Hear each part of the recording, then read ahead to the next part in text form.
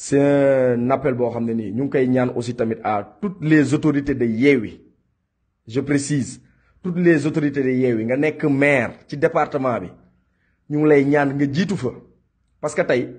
bu xeex jotee ñoom la ñuy njëkk a taxawal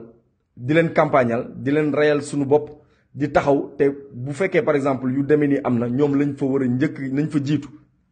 parce que bi ñu soxlaa population bi dañu génn voté leen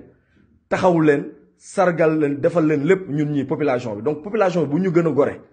nañ leen fa jiitu ñun am taxawaay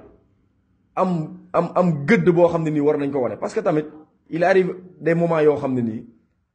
ku marchul wala ku amul taxawaay doo gor donc bu ñu lay xeexal tamit da ngay xeexal sa bopp donc di xeexal voilà man gëwma comme par exemple ñu lay xeexal nga tax sa kër wala di nangam te boo soxlawaatee nit ñi daw ñëw donc c'est le moment que ñëpp nañu génn et je fais un appel à toutes les autorités du département bi nga xam ne moo ñu mu Kër Massar commençant que Yeumbeul Sud Yeumbeul Nord Malika Kër Massar Sud Kër Massar Nord ak Jaxaay na ñëpp génn